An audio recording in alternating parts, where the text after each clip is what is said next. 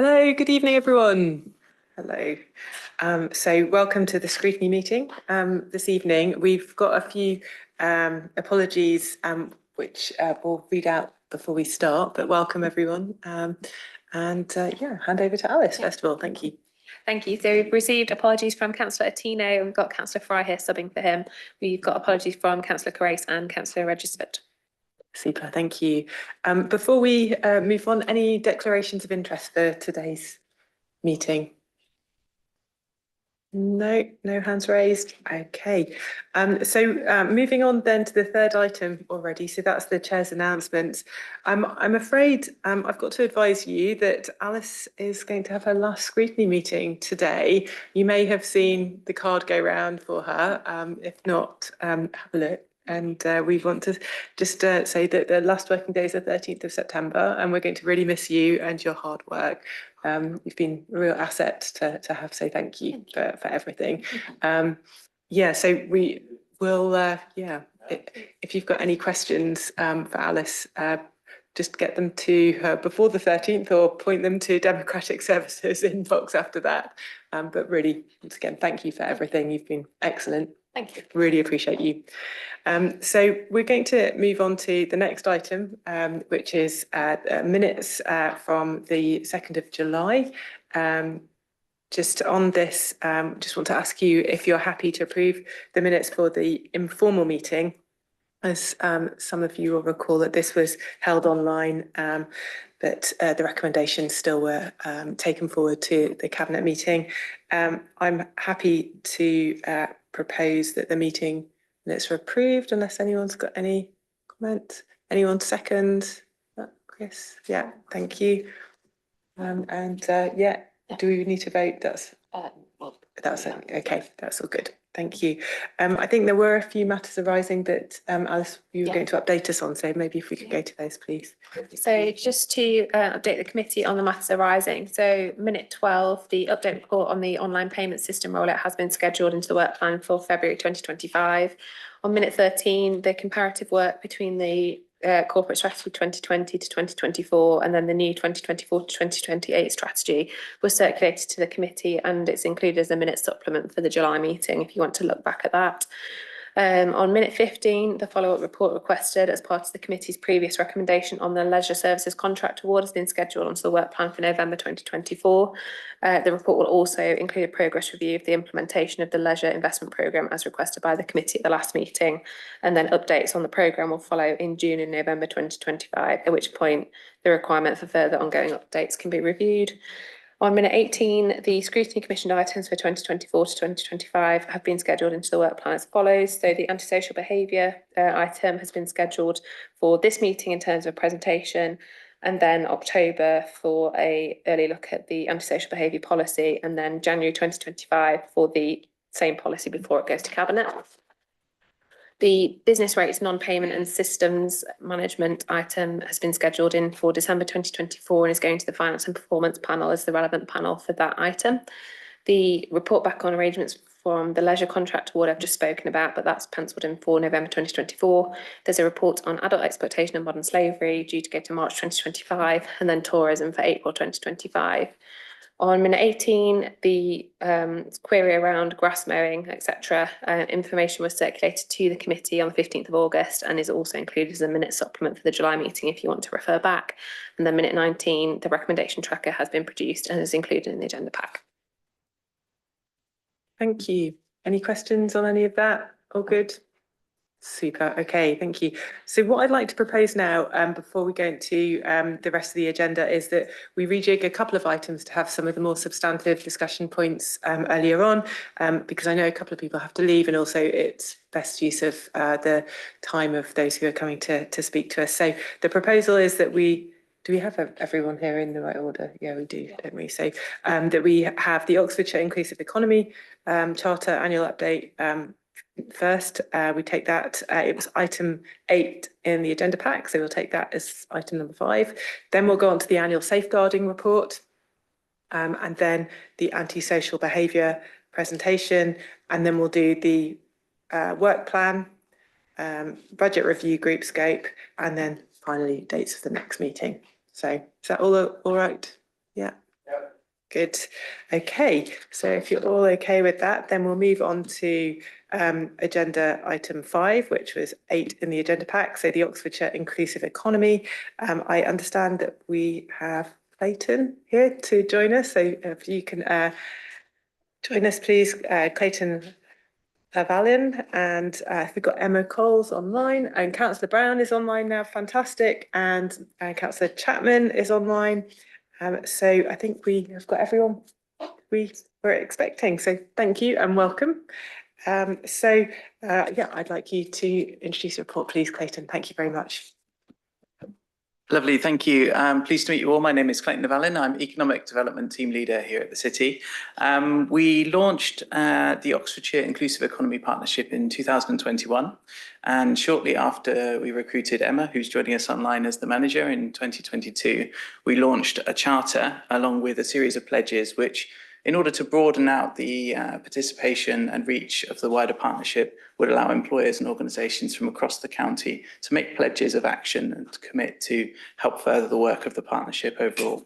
The partnership was established to tackle inequality in the county.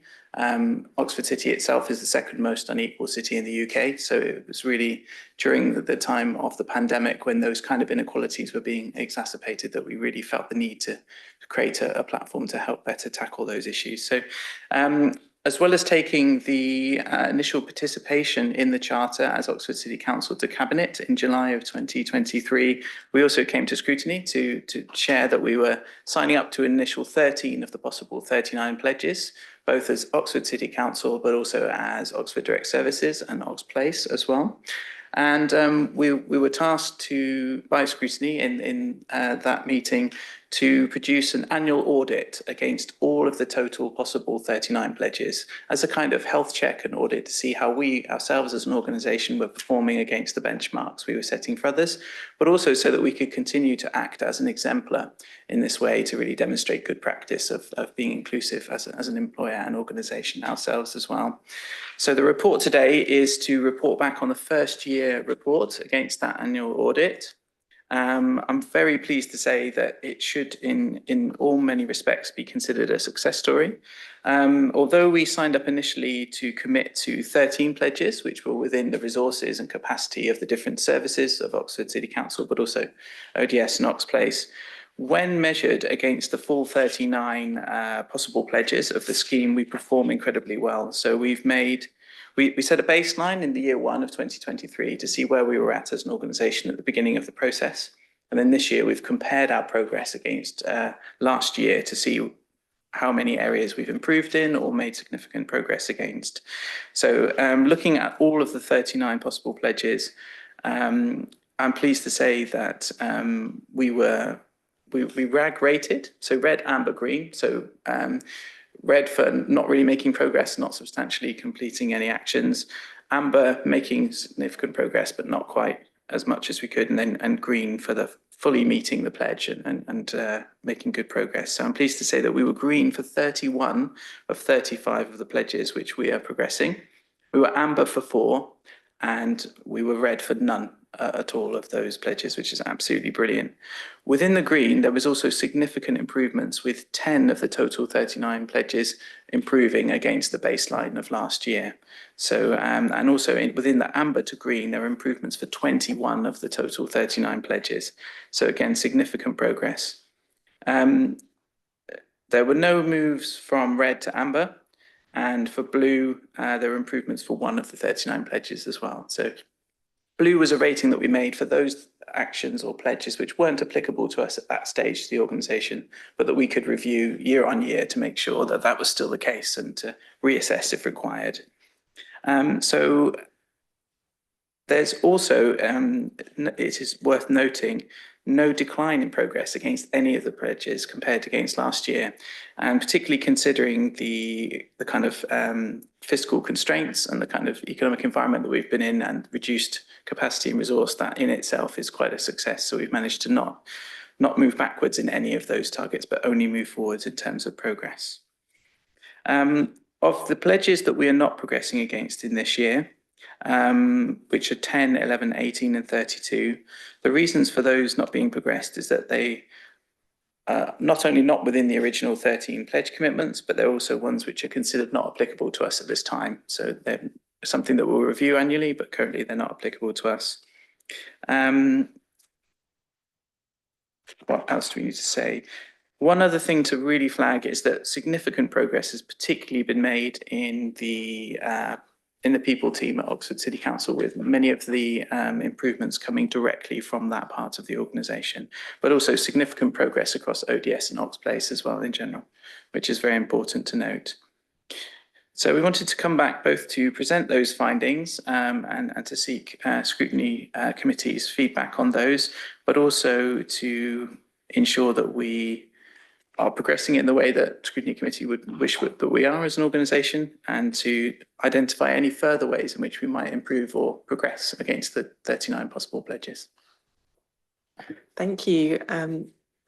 And congratulations then to the people team, particularly for the work that they've been doing, and thank you for updating us on the work. That's excellent. Just before we dive into questions, just to clarify to the committee, we'll take some clarifications first of all, and then we'll have more of a general discussion. So if maybe we can take 3 comments or questions initially to Clayton and others online as well who are joining us, and then we'll come back for a more formal discussion to discuss the recommendations thereafter. So any questions at this stage from anyone? Clarifications on the report? Okay, so I have a couple, so while others are maybe reflecting. The audit that has been undertaken has shown that actually you're making really good progress around many more than the 13 pledges that have been made. So could you just maybe clarify, and perhaps others who are on the line as well, why we're not sort of taking those steps in terms of actually making formal pledges against these other areas when we already are meeting the pledge requirements? Thank you. Yeah, that's great. Thank you for that question. So the initial 13 pledges that were committed to because we knew that within the existing resources and capacity, we'd be able to deliver against them effectively. We wanted to make sure that we started in terms of our participation in the scheme in a very slow and steady way and build progress in a consistent way. So we wanted to start off with those select pledges and then build upon them. So there is certainly the hope that over future years we'll continue to increase the number of pledges, and that would be something that would be really good to review and to look at now at this stage as well. And just as a follow-up question, related to a little bit more of the detail actually, in the report, and when you start seeing sort of progress against each of the charter pledges, something that doesn't seem to be there is some of the supporting data. I'm assuming that is captured elsewhere, like for instance, the number of internships, the number of SMEs that are being supplying to the council. But my specific question, assuming that data is held elsewhere, is are you disaggregating that? So for instance, on the basis of males and females, of business owner, and also in terms of those who are undertaking the apprenticeships, because we know, for instance, some apprenticeships can be quite male dominated, and we need to get more women into certain professions and within the areas that apprenticeships are offered. So just wondering whether that data is then captured. Thank you, to track progress. Lovely. Yes, thank you again for that question. So currently the data is obtained from each of the leads of the different services or organisations that are participating in the scheme, and can vary. So although we have collated the data, we haven't disaggregated it at this stage. So that suggestion, particularly to analyse the data in fuller detail and to consider gender or other characteristics as in terms of the analysis, would be a really useful suggestion and something to consider. It's just, I guess, just within the resource and capacity we have to do so. Yeah. Okay, I'm going to turn to Councillor Chapman and Councillor Brown, I think, now to see if they've got anything they'd like to add on either of these 2 points, and a final opportunity for the committee to also think if they've got any further questions as well. So, yeah, go ahead, Councillor Chapman, please. Thank you. Yeah, just on the last question. I mean, Clayton's right, but actually we do know the makeup of the apprenticeships. I mean, you know, we know the No male. sound, Councillor Chapman, so Sorry, we can't hear you. Really? I'm not on mute. Mm. No, I can hear you, Nigel. Oh, Yeah. it's come through now. Oh, we can hear you, Susan. Can you hear me now? We can now. Perfect. Lovely. Okay, thank all you. right. So a bit of a glitch on the system. We do know the breakdown of, say, the 15 to 20 apprentices there are in ODS, give an example. So we know the gender split, we know the ethnic minority split, and in fact, part of the purpose of those apprenticeships is to widen the base of employees of ODS. And that's why we're particularly going out to those parts of Oxford in the recruitment process, picking up postcodes to try and do that. So just give you a bit of that context there. That's definitely part of the purpose of those apprenticeships. Thank you. And Councillor Brown. Yeah, well, firstly, I wanted to apologise for bouncing out of the meeting at entirely the wrong time. Just blame Zoom for that. Don't know quite what happened there. It just decided to reject me. So apologies for sort of not being here to present it. But Clayton, from what I could hear, and I did miss a chunk, seemed to be doing a very splendid job. So thank you very much, Clayton, for everything that you've been doing anyway on this. And I just really wanted to give a little bit of context again, which is to say how very proud I am of the work that Emma and the Oxfordshire Inclusive Economic Partnership are doing. And, you know, we did as a council have quite a big role in setting up the OIEP and helping sort of form its pledges and its charter. And that was because it very much is at the heart of everything that we want to be doing in terms of driving our economy to become more inclusive. And so it is really important for us as a council to then be doing our very best to set a good example as a good employer, be signing up to pledges and be making every effort to do what we can to be an inclusive employer. And you know, further to that, I would just add that Nigel and I were in a meeting earlier today with our trade union partners, and we were talking in that meeting about the work experience programme and, you know, just trying to sort of see where we were getting to with that. And I think it'd probably be fair to say that we're at relatively early stages of reintroducing that work experience programme. Like a lot of employers, I think over the course of COVID, a lot of work experience programmes fell by the wayside and are now sort of having to be rebuilt in the context of the difficulties with hybrid working. Because it is quite difficult to have really useful and good work experience programs when half the team may be working remotely. So it does require, I think, more work now than perhaps it used to put in place a really decent work experience program. So all of that is just to say, to give a little bit of context, but to say that I'm really proud of what we're doing. I think we have got a good story to tell on this, but it is really important because we know that in our city there are still enormous inequalities, and everything that we can do to help tackle those is absolutely what we should be doing. But it's also helping us, I think, to make our workforce more inclusive and to make it reflect the population of our city better. And so I think for all of those reasons, these are good pledges and I would commend them to scrutiny. Thank you, Councillor Brown. Have we got any further questions from the panel at this stage? Yes, Councillor Mundy, please. Thank you, Cabinet Councillors.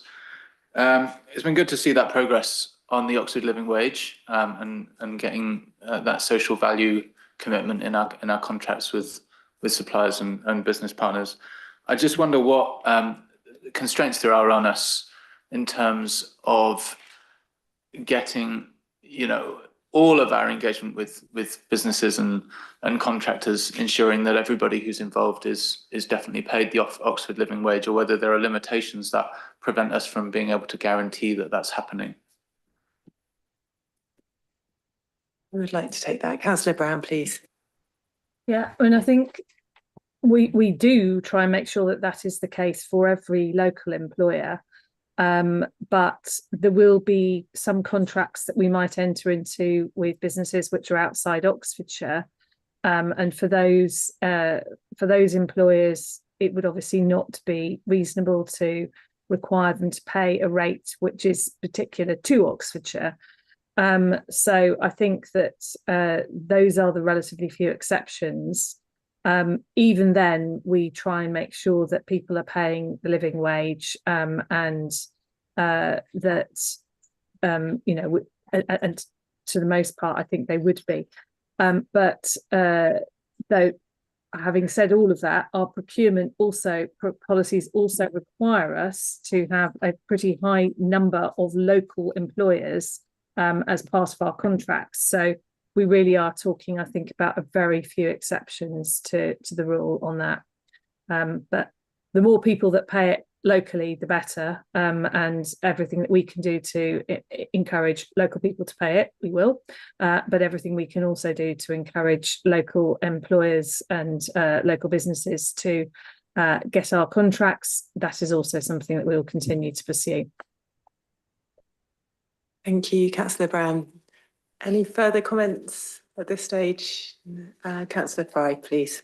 Thank you very much. I was just going to make a comment really about where I think you as chair were asking some questions about data and numbers.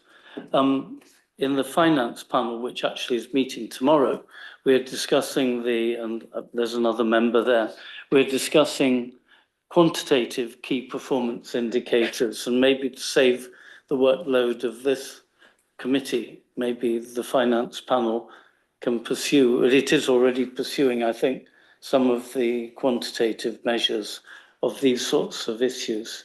So I think in part we're going to discuss it tomorrow, the proposed list of KPIs, but I think it's going to be covered somewhat there. Thank you.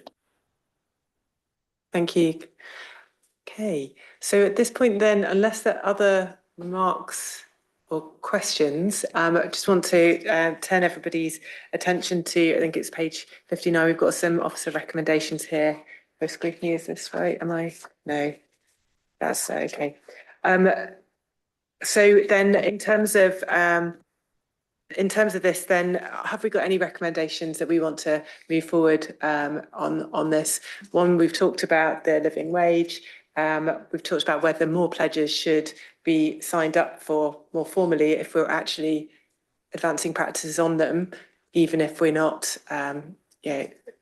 signed up to them at the moment. So there's a bit of a mismatch there. And then there's this question of data as well. And it seems like some of this analysis is actually happening already, but is there should there be more that is considered, and is there an overlap with the corporate strategy KPIs potentially as well? So with that, I'd like to just open up the floor for remarks from the panel. Anybody like to make any remarks about any recommendations you'd like to pursue here? No. Councillor Jarvis, please. Thank you, Chair. I guess following on from your comments previously, Catherine, I think I'm still not entirely clear as to why, if we're already meeting a lot of the pledges, why we're not signing up to them as a council. So I guess I would like to suggest a recommendation that we look at adding additional pledges to that list. On this particular point, any others like to respond to Councillor Jarvis's proposal around the recommendation for adding additional pledges if we are advancing practices in these areas? I can see some nodding heads. Yes. Yeah. Okay. Let's not let the grass grow beneath that peak. There we go. So I think where if we'd like to word a recommendation, Alice, around that, which is to recommend that we include additional pledges where we're already meeting those requirements to ensure that our pledges and practices are aligned where there is existing practice. Thank you. And then on the second point around data and the KPIs, is there anything around that we would like to capture a recommendation around for progress reporting on a quantitative basis against some of these indicators?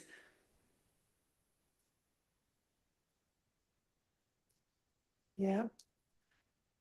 I'm going to suggest that the report back from the Finance and Performance Panel will probably include this. So I'm not sure that we need to recommend it, since it should be covered anyhow. Thank you.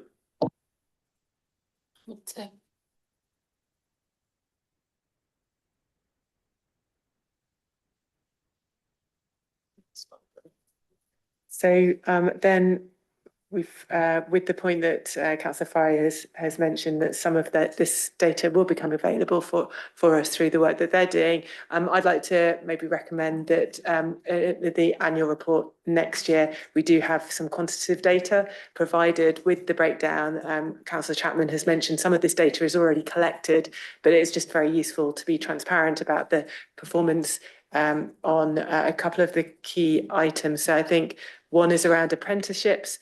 From my perspective, I think from a SME supplier perspective, it would be useful to know ownership, whether it's male, female, minority owned businesses as the main categories, if that's something that other panelists agree with. Yeah, I see some nods of heads, in which case then if we could capture a recommendation on that as well. Yeah, make that as a recommendation, please. Okay. All right. So with that, I don't think there are any further points to discuss unless, see anything there. Oxford Living Wage, Councillor Mundy, were you satisfied? Yeah. There's nothing on there that you'd like to add?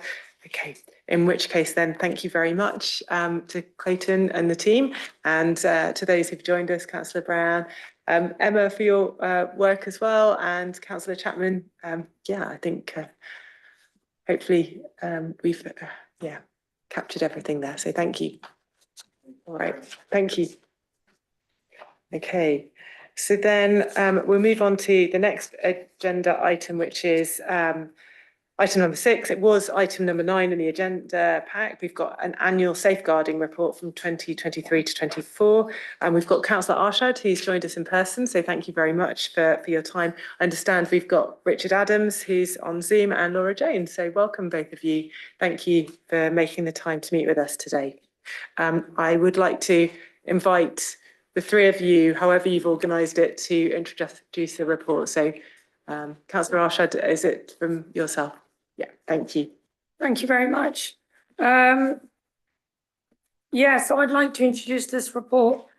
Let me just introduce it. So the safeguarding policy and procedure were updated back in May 2024 and reflect local, national and the council changes and updates. The policy is due back in Cabinet in 2026. The updates were agreed with the Executive Director and the Cabinet member has agreed in July 2023 Cabinet. The annual self-assessment, which you've got second background paper, was submitted in December 2023 to the safeguarding boards and the peer reviewed in February 2024. All green regs ratings upheld, demonstrating best practice in all areas were assessed. The self-assessment required responses from all officers and councillors to a safeguarding questionnaire. 384 responses demonstrated high levels of staff engagement in safeguarding activities identified by peers at the peer review. Responses informing training, communication, annual safeguarding and action plan. The safeguarding training data is now reviewed by CMT on a monthly basis. And training is mandatory for all staff. A new trainer has also joined the internal training team this year. I'd also like Scrutiny to note annual audits are being reviewed by the safeguarding board, subgroups and actions informing training, communication and annual safeguarding action plan and prevention of safeguarding referrals to statutory agencies identified in the work of many Oxford City Council teams where the threshold is met and referrals are recorded and monitored using My Concern. Previous scrutiny recommendations, which I was part of, resulted in additional safeguarding requirements as part of the grant fund applications. Contact was made by the safeguarding coordinator with any applicant who did not meet those requirements in order to support them to improve their safeguarding practice. And obviously, as you know, My Concern reporting trends identified Team Pacific's safeguarding training created and delivered with subject experts and team managers. If you just want to continue, Laura and Richard from there. Thank you. Thank you, Councillor Arshed. Over to online, Laura and Richard. Would you Yeah, like to hi, add thank you. anything? So I'm not sure I've got too much to add.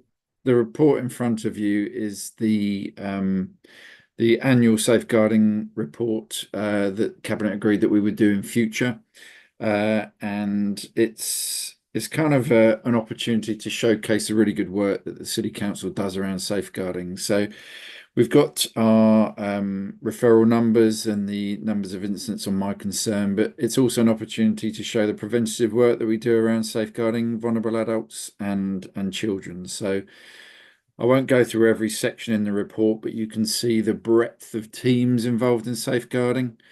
And as Lubna's just said, some of the training that we're doing now is team-specific training, because we can use the data from My Concern to identify the challenges per team and give them bespoke training on those issues, which Laura does an excellent job of doing that. So yeah, really. I suppose just to highlight again the recommendations from last year around our relationship with the people that we grant fund and how are we assured that their safeguarding practice and policy dovetails into not just our requirements but the MASA arrangements, so the Oxfordshire Safeguarding Board's arrangements.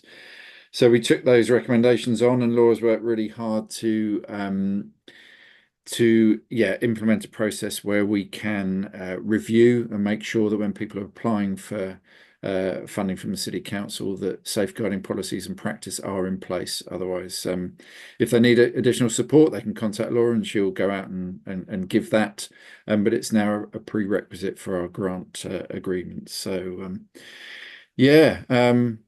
I suppose I said finally last time, but I will say one more thing.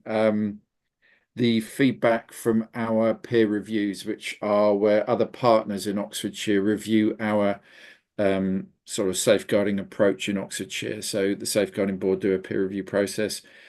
Coming out green consistently is a really, really good situation to be in, particularly for a council that doesn't deliver frontline safeguarding services. Child and adult social care clearly are those, and the hospitals. So yes, just a really good story.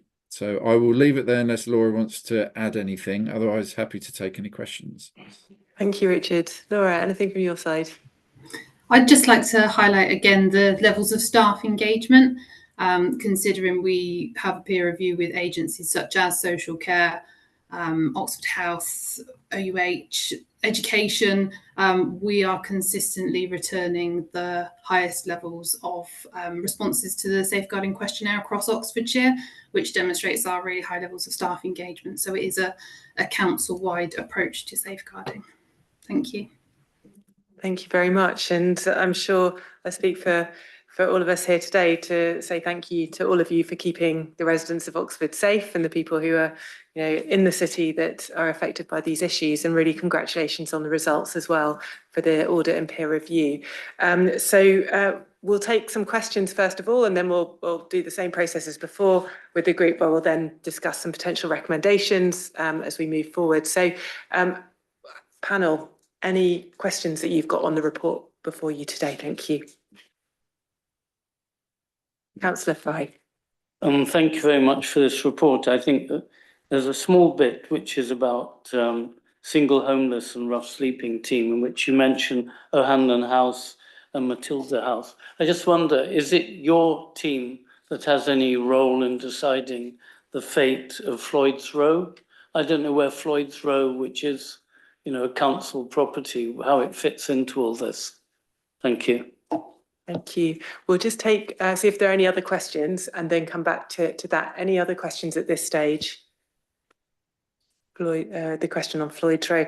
I have something which actually comes to this homeless migrant issue, where I see that there are issues of migrants who do not have the right to remain or work in the UK, who are homeless on our streets, who are perhaps not able to access some of the homeless services. So I'm just wondering, how do you deal with situations where that is the case, particularly when it involves some women sleeping on the streets who are vulnerable to other forms of exploitation, which are addressed in other sections of the safeguarding report. So thank you.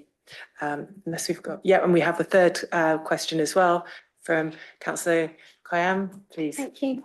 Thank you for the report. It's been really interesting to read. I've got two questions. The first one's under paragraph 27, under adult homelessness support in adverse weather. One of the things that's mentioned is that when it's forecasted as freezing temperatures, there's extra emergency beds are provided. That freezing temperature, is that like a health, where does that, it seems like that's a bit past the point of where emergency beds should come into place. So can we just kind of know who sets that temperature kind of limit? And yeah, just that's the first question. And then the second question's under paragraph 49, which speaks about bespoke DA training. You mentioned that 85 staff members, including managers, attended these trainings in 2023. Can I check out of how many staff members was that 85 figure? And also, can these kinds of trainings be mandatory for all staff? Thank you. Thank you very much. So we've got the Floyd's Row, we've got the overlap between migrant homelessness and other safeguarding issues, and then this question of freezing temperatures and then trainings as well. So I don't know who'd like to take a stab at those. Thank you, Richard. I'll do my best. So, and the report is a collection of feedback from different teams that lead on this. So I hopefully I'm not doing them a disservice in my responses. The Floyd's Row issue is in the homelessness team. So the commissioning, decommissioning of Floyd's Row and its use is part of housing services. So I don't really have too much to update on that. I mean, the role that my team do is about engagement on the street, and I deal with kind of antisocial behaviour type stuff. So if there are behavioural issues, then we get involved in that with support agencies. And clearly, as you know, that we've got an outreach team that are the kind of the principal connection with people who are sleeping on the street. But so I don't really have a specific answer for the Floyd Row issue, I'm afraid, James. In terms of migrant support, so I chair a multi-agency meeting that looks at support around the hotel that a large number of single males are resident in. We did have a few months ago an upsurge in people leaving the hotel and sleeping on the streets. That's not happened any longer, and according to the statistics from the outreach team, there aren't any people who have dropped out of the hotel now on the streets. They've been picked up or have moved into their own accommodation for people that they know. But it's certainly a challenge when there's no recourse to public funds. And the principal people that we work with around the hotel is Asylum Welcome. They're in the hotel twice a week. But the best team to give you a more detailed answer is Stephen Cohen's team within the homelessness service, who deal with not just asylum seekers, but also Homes for Ukraine and a whole load of other sort of related provision, and also working with other districts and the county council. So it's a partnership approach to that as well. He can give you a much more detailed answer to that. In terms of adverse weather, so there is a trigger. They use the Met Office forecasting both for summer and winter. So when we get periods of high heat or temperatures that are predicted to reach 0, or to drop to zero, they implement the emergency protocol, the SWEP protocol, and they do use that that weather forecast so they can prepare partners, because they have to resource the centres when they open the beds up. They may be in a church, for example, so they need to bring in volunteers. So there is a few days' notice by using the Met Office's predictions. So temperatures below freezing, but they have a few days lead into that. And then finally, on the domestic abuse training, that's part of our DAHA accreditation program, so the Domestic Abuse Housing Alliance accreditation program. And it is an optional training that's promoted to staff and managers. I'm not sure, well, I suppose we could try and make it mandatory, but there would be a lot of staff in the council where it wouldn't be particularly relevant. So we're kind of encouraging people with a frontline role who may come across victims and survivors of domestic abuse to receive that training. It's delivered by Dawn. I think, Laura, do you deliver some of the training? I can't remember, but Dawn Thompson, Liz Jones, they deliver the domestic abuse training. So yeah, it's part of our accreditation, and I think we are going for the accreditation in December, and hopefully we will get that. So we will be DAHA accredited from 2025 onwards. Thank you for those clarifications. Have we got any follow-up questions from anyone on any of this? I have two follow-up questions, actually, if I may. One is, you talk about the sweep protocol. Do you make a number of assumptions about how many times that protocol is going to be sort of triggered in any year to be able to predict the financial resources that need to be set aside to support partners if there is a financial implication of doing that? So how does that work? And then I understand that we're going to be getting a more detailed report at a later stage about adult exploitation, but if you could perhaps give us a bit of a flavour of the sectors where we're seeing the adult exploitation at the moment. I know we'll dig down into that in more detail at a future report, but if you could provide some insights, that would be helpful. Thank you. Sure. Any further points? Okay. So the SWEP protocol, I don't know whether they kind of do predictive modelling. There are long-term weather forecasts, and as we know, we had a kind of relatively mild winter last year, but Neris and Ossie Mosley would probably be best to pick up on that. But there definitely are financial implications to it. In terms of adult exploitation, so Nicola Bell is the anti-slavery coordinator in my team. She deals with adult, not child exploitation, because there's a whole child system within adult social care, and we don't confuse that arena. So it's very much to do with adult exploitation. In terms of the last year, where we've had significant issues, there's a national issue around care workers and the exploitation of people in the care sector who've come into the country on visas to work in that care sector. And there's been a level of exploitation across the country. We're seeing some of that in Oxfordshire, and Nicola's at the forefront of a multi-agency approach to dealing with that. In fact, I was on the multi-agency meeting this afternoon about the action plan around that. So care workers is a national and a local issue. We are seeing exploitation of vulnerable adults who are by drug dealers, and the cookering phenomena, which I can talk about in my ASB presentation. That's seen across the country as well. And it's not just about drugs, it's about other people who are just vulnerable and other people taking advantage of those individuals. We've got some sexual exploitation, adult sexual exploitation, and the use of brothels, and not street-based sex working, but in-house sex working, which Nicola's involved in, and domestic servitude. It's a very small proportion, but we're seeing a bit more of that coming to the fore. It's a very difficult thing for people to report and for us to uncover. So they're the highlights. We get national referral mechanism statistics as well from the police quarterly that tell us the kind of the nationalities of people that have been trafficked into the country, into Thames Valley and into Oxfordshire.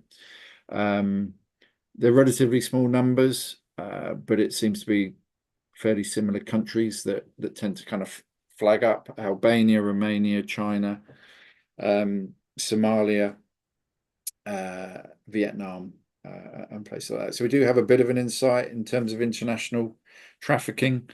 So yeah, I think that's probably about it off the top of my head. Thank you. Any other questions at this stage?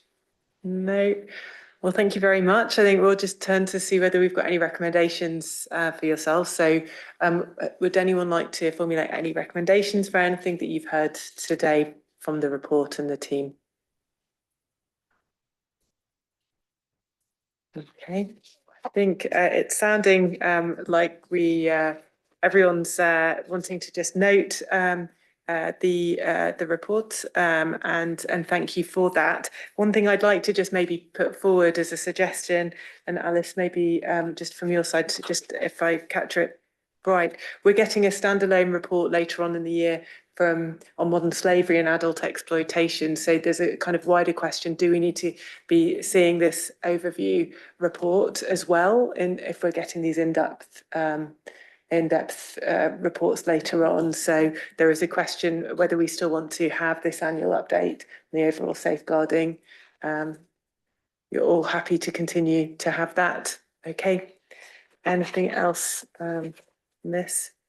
Okay, well, I think if that's the case, then we say, yeah, please, Councillor. In that report, is that possible to have especially the people council deal themselves, like people who are on the housing list and that sort of things? They are not from other countries, or the people in vulnerable situation who are on the council list or the council radar. How does the council taking that forward? If that can be highlighted in that report, that will be very useful.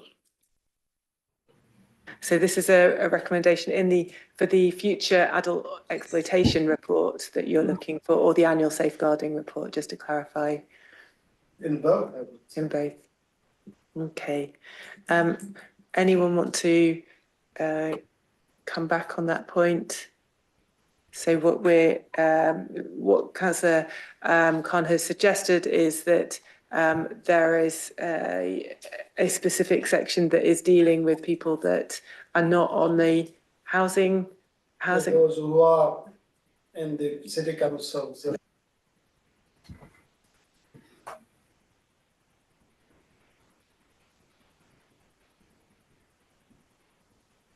No, I can't. We can talk about.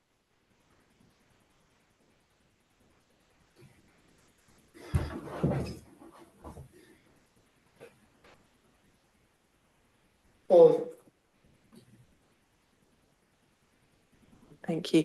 I think, Laura, would you like to come in on this point, please? I see a hand raised. Thank you. Yes, thank you. Sorry, I didn't catch, the sound was just dipping out then. But interestingly, one of our actions on our safeguarding action plan for the following year is the identification of vulnerable tenants and an increase in tenancy update visits. So that is something that we are looking at, and I'm meeting with one of our who was previously senior tenancy management officer, now in a slightly different role, who is working on a project towards that. So I'm seeing how his work can fit into our action plan. So that will feature in next year's safeguarding report. But thank you for highlighting. It's a good point. Thank you. So Councillor Khan, are you satisfied then with that response? I'm happy. There is not only just a tenant, because if somebody coming, say, on the homelessness, they are not a tenant yet, and how do we identify they are vulnerable? Because if somebody left their residence or whatever for the reasons, and because I had the case, I don't want to talk about the case, but generally I wanted to know how City Council pick up those people at the very early stage, whether they're coming for the homeless or they are already tenant, or they are vulnerable in any other situation, and they have contacted all the councils, should be aware, or do they pick up those people? So I hope that the next report, this is in detail. Thank you very much. Thank you. Well, just a comment from my side, if I may, just in terms of the future adult exploitation report. It's not a recommendation, but just as a note, it will be useful to understand when that report comes forward a little bit of the detail around the sectors that you verbally mentioned to us. I'm sure it will be highlighted, but just to note that that is useful to understand where the sectors are, where we're seeing the adult exploitation. But also just to clarify, are there any links to, if they're at a particular license premise, how you connect with the licensing team as well? And maybe it's not an issue, maybe there isn't a connection there, but I think that would be useful to know going forward when we see the adult exploitation report later on in the year. So just a note there. Okay. So I think without further ado, I think we've closed off this agenda item. Anything else to add? Any recommendations? No formal recommendations for this. So thank you very much, Richard and Laura, for your great work and the great work of your wider team as well. We thank them, and we look forward to the future updates from you going forward on the adult exploitation side and modern slavery. All right, thank you very much. Have a good evening. Thank you. Thank you. And I think now, as we move on to our next agenda item, we might be seeing Richard again. So we're moving now on to the antisocial behaviour item in the agenda pack. Just by way of background on this, we do have Councillor Arshad here in person. We've got Richard with us again on Zoom. Whilst this is an item that we're receiving a presentation on, we might want to think of some recommendations for this, but I would urge you to consider we will be more formally looking at the antisocial behaviour policy at a future meeting. So it's up to members. As you listen to this update and today, it might be that we're just wanting to listen for background information to inform the recommendations we bring at a later meeting. Obviously, it's up to you to decide, but just to bear that in mind as you're listening to this. I think we welcome our colleagues here, and I'd like to invite you to provide the presentation to us. I don't know who's going to start. Councillor Arshad, we start. Thank you, Chair. Yeah, so tackling antisocial behaviour in our communities is essential, like environmental crime, including littering and fly tipping. And equally important are these actions negatively impact our shared spaces and our overall quality of life.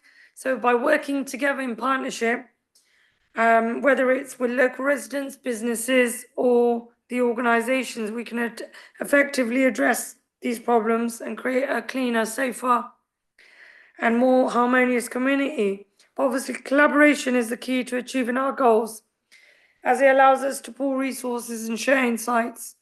So to make that creative, positive change in our neighbourhoods, just going to follow on to the presentation now by Richard.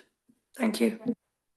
Thank you, Councillor Arshad. Over to you, Richard, and hopefully everyone can see the screen. So we've got some slides up there. So thank you, Richard, over to you. So can you see the whole screen filled? Is that working properly? It is, it's looking good. Thank you. Okay, good. Thank you. So very quickly, it's not a long presentation. It's more of an overview of the service and how we deal with antisocial behaviour and why, I suppose. But I wanted to give just a quick overview of the Community Safety Service in its entirety. So it's effectively 4 teams. So I mentioned the Anti-Slavery Coordinator. We've also, and Laura, who you just met, is a Safeguarding Coordinator. Camille Lipowski is our emergency planner, and Gwen Devine is the community safety coordinator. So the community safety team, which is me and those 4 people, plus the managers of the 3 teams below.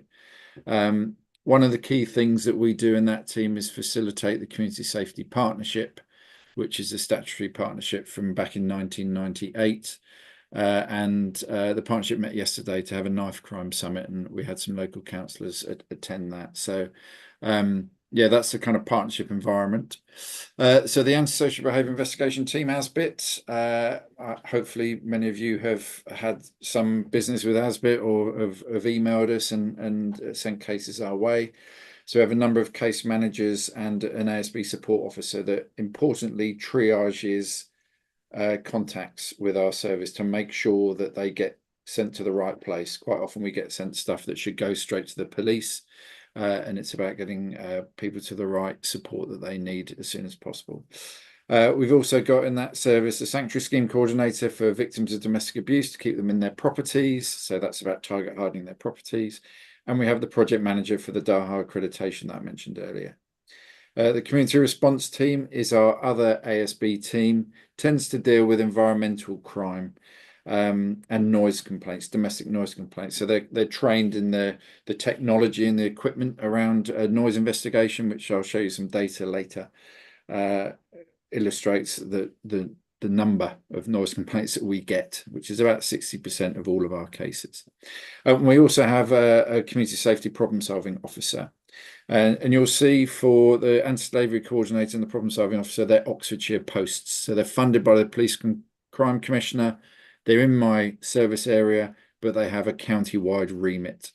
And the problem-solving officer tends to focus on public space, designing out crime and antisocial behaviour issues.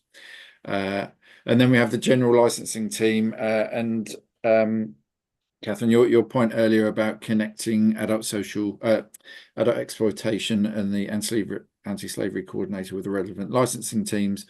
One of those teams is in my area anyway, so that connection's ready made.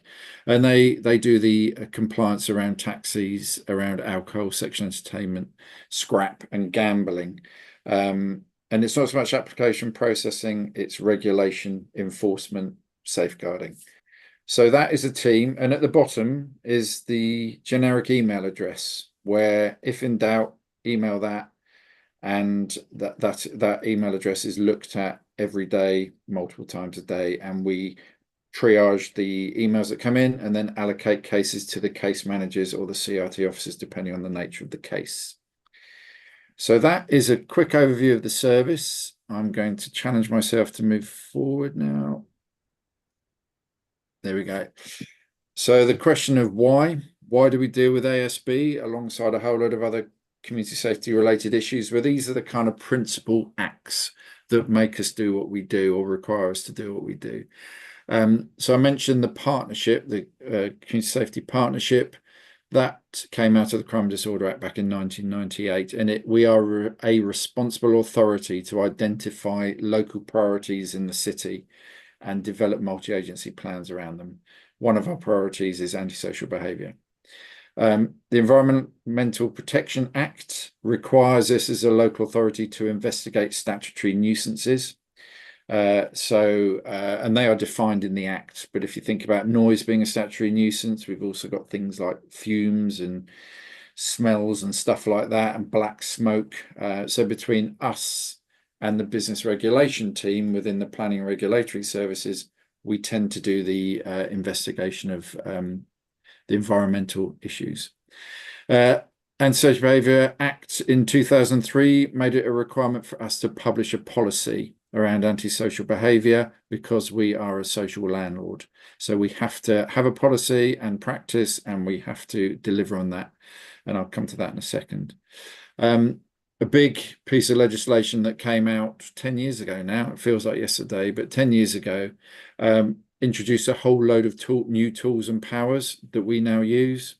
So public space protection orders, criminal behaviour orders, closure orders, and importantly, community protection warnings and community protection notices, which we use to deal with a lot of environmental or behavioural issues. It also introduced something called the community trigger. It's actually official name is an ASB review, and that is a person's right to have their antisocial behaviour case reviewed by a multi-agency panel. So there are certain criteria around that. In other words, you have to have gone through the complaints process of the organisation that was initially investigating, etc., etc. But we've run a number of reviews and looked at how cases are investigated, not just by us, but by TVP, by the police, and by other social housing providers as well. So, and then finally, of this list, the Social Housing Regulation Act, which came in, that places a requirement on us as a social landlord to feedback on, in terms of data, the number of cases, the number of hate crime ASB cases, but also a load of neighbourhood standards about the environment in which our tenants live in, and safety is a key element of that. So a whole load of activity around that going on at the moment.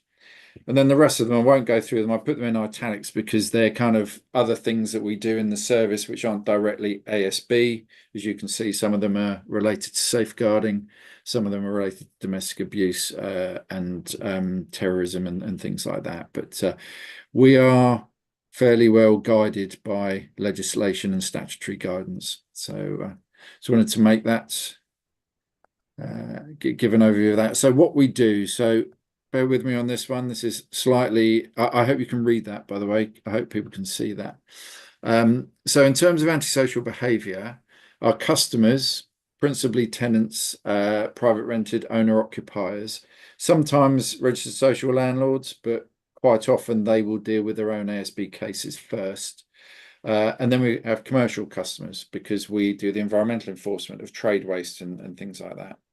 And they come into us, they're reported into us, and they either come to customer services or they come directly to an officer, or most often it's through Safe at Oxford email and through our website. And you'll see those two arrows that are pinging off left and right. That's the triaging process where we make sure that if it is for some other agency, if they're better placed to deal, then we get it to them as soon as possible. We don't become a kind of person in the middle and delay responses. So there's an important triaging process that takes place. After that, we do the investigation. We'll make an initial contact. Our high-risk cases is within a day. Our medium-risk cases are within 3 days, and our standard cases, which is the majority of them, are within 5 working days that we will make an initial contact with somebody. And if they're not there, we will keep trying, and we'll give them 3 attempts to get in contact. We'll do a risk assessment. We may visit the property, visit the premises. For instance, that we see on the street, like someone dropping litter, then it could be an immediate fixed penalty notice. And importantly, we'll make sure that whether there are any immediate referrals that we need to do, we will do that. Our responses to ASB tend to be safeguarding is the principal one. It's up there first. It's the thing that we make sure that our safeguarding hat is firmly on before we even think about enforcement. What are the support needs of the victim? What are the support needs of the perpetrator or alleged perpetrator? And we make sure that our safeguarding colleagues and connections are engaged in the process. And we do that through case conferences, most commonly, bringing other agencies together and to discuss the case and work up an action plan. We may do some enforcement. It's not the biggest thing that we do by any stretch of the imagination, but enforcement is always an option for us. And as I mentioned, those tools and powers that are available to us, we do use those. And then support, which I think is probably where we do a lot of coordination of other agencies, whether they're drug and alcohol misuse agencies, support agencies like Turning Point, social landlords, adult social care, child social care, etc., GPs, mental health services. It's often them that have the more long-term impact into our cases and the resolutions, particularly in the more complex ones. And then finally, at the bottom there is a kind of just strategic stuff, making sure our policies are up to date, running prevention projects to try and avoid these things happening in future, doing training both for our staff and by our staff, and making sure that we've got we manage our performance. So we've got a nice Power BI dashboard that analyzes all our data and tells us if there are any trends and things. So I'm not going to cover the other thing, other parts of this any great detail, but it's important that you see that this is kind of similar around abuse and exploitation.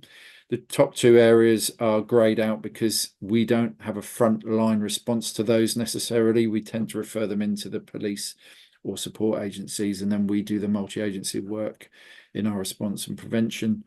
Licensing, again, similar to ASB, but in a different context, but a very similar approach in terms of our stages. And some of you there may be on our, or have been on our licensing committees, which is part of our kind of enforcement element. And then OSCP, so that's the Oxford Safer Communities Partnership, and we identify the priorities for the city and tend to drive forward those policy and procedures and the casework meetings. So things like, at the moment, modern slavery is a priority, antisocial behaviour is a priority, alcohol-related violence, serious and organised crime, the county lines type stuff, and then violence against women and girls. So as part of our team, our role is to make sure that we bring agencies together to deliver on action plans to resolve those issues. So a lot going on there, but really around ASB, it's that first column that kind of tells you the stages that we go through. In terms of numbers, I know this is quite small for the screens there, but I've kind of broken these down into what the police use. They use personal nuisance and environmental reporting of antisocial behaviour. And in that personal category, there are fewer occurrences, but these are more of the kind of neighbourhood dispute, complex case stuff that involve violence, that involve drugs, alcohol, the cooking of properties, people taking other people's properties over, using intimidation, threats, etc. Fewer number, way more complicated, and they last a lot longer to resolve. And the partnership arena around that is pretty substantial. Moving down into the nuisance, you can see in yellow that I've highlighted the numerous types of noise complaint that we get. We have a duty to investigate those to make sure that they're not a statutory nuisance, and if they are, to do something about them. But just wanted to highlight the numbers there. And then moving down to the environmental crime. So that's the kind of litter, waste type things. It's also trade waste and stuff like dog fouling, bonfires, etc. So yeah, by far noise is the biggest topic, and the community response team tend to deal with those, with the antisocial behaviour team dealing with the personal ones at the top. So here's a quick case study. It's a very relevant one, and it's just an illustration about the more complex cases and who we work with to address them and deal with them. So a particular gentleman was a wheelchair user and also had a significant mental health issue, and he was self-medicating through illicit drugs rather than prescribed medication. Neighbours were complaining about the shouting, screaming arguments and the general state of the property and the comings and goings. So to us, there's a vulnerable male in there. And what are the safeguarding issues that we need to be looking at? Who do we need to get involved in that, as well as how do we protect the neighbours and alleviate the issue for them? So in terms of actions, adult safeguarding referrals, as you'd expect, particularly as we observed the decline in his mobility and his general health. We introduced tenancy sustainment because he was in one of our properties, and tried to re-engage Turning Point as well, but he wasn't interested in that.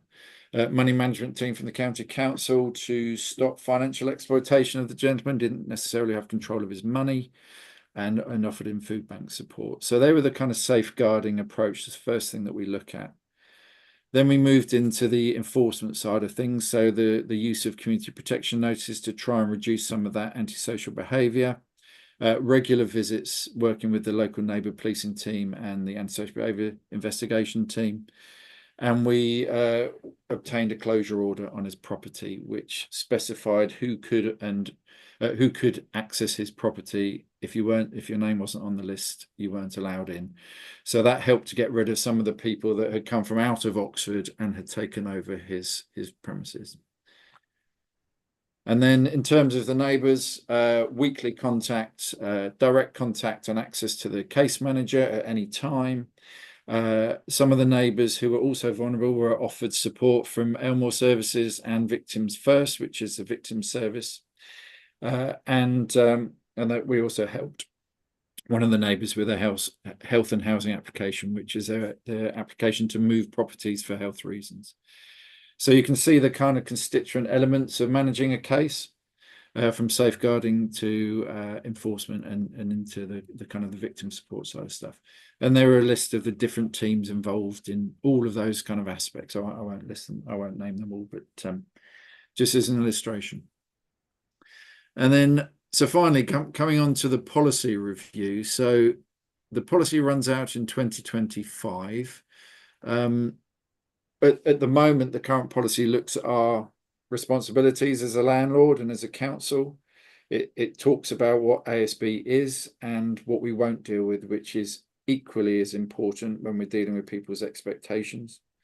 The principles that we work to, so the kind of the quality standards that we want to adhere to when we're dealing with our cases, the importance of safeguarding, the legislation, and then how we deal with complaints.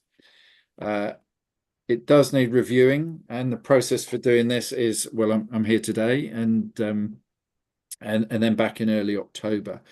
When we come back in early October, I want to have a consultation draft which involves a review of recent legislation, ombudsman reports, so good practice reports from the National Ombudsman, and the data analysis and the trend stuff to feed into what we need to adjust in terms of our policy.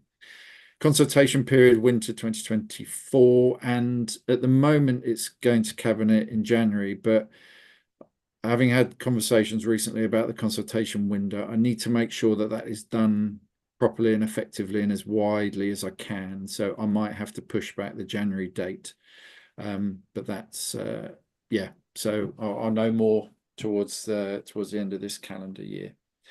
So that was it. That kind of concludes the presentation. So hopefully you kind of you've heard why, and you've seen some of the numbers and a case and our approach to how we deal with antisocial behaviour. And basically the sort of underlying thing is about working in partnership. We've got a very, very good relationships with lots of different organisations in the city that help us achieve respite and resolution for people. So I will leave it there. I'll try and stop screen sharing now if I can work out how to do that. Thank you, Richard, and thank you, Councillor Arshed, as well for your comments to introduce. If we've got any questions from anyone, it's quite a broad topic. So yes, okay, Councillor Mundy and Councillor Khan, and then anyone else? Okay, take it. Yeah. So as you say, it's quite broad. So on antisocial behaviour, obviously, the council has made a number of changes recently, or has proposed changes that could potentially have an impact on whether antisocial behaviour is more or less likely to happen. So I'm just thinking of a couple of examples: the closure of recycling and waste facilities, whether that has led to an uptick in fly tipping or nuisance littering. And also, if you think that proposed changes to cycling in parks, which we've discussed here previously, whether that's likely to lead to an increase in people raising complaints of antisocial cycling. I also wanted to raise a different question about the you had a good case study there that I thought that was sort of raised the complexities really of complaints that people have about nuisance behaviour in their apartments. I've sort of seen similar to that in a way where you speak to someone at the doorstep, and the picture they paint is if someone is a sort of a real nuisance person, and then obviously that individual has their own complicated circumstances and potential safeguarding. I just from the approach that's taken, it's clear that both sides obviously dealt with in a very respectful and safeguarding aware way. Does your team ever seek to have sort of more drastic changes to residences? Is the tenancy management ever going to side with the idea of rehousing somebody, or is that always something that's avoided as an absolute last resort? Thanks. Thank you.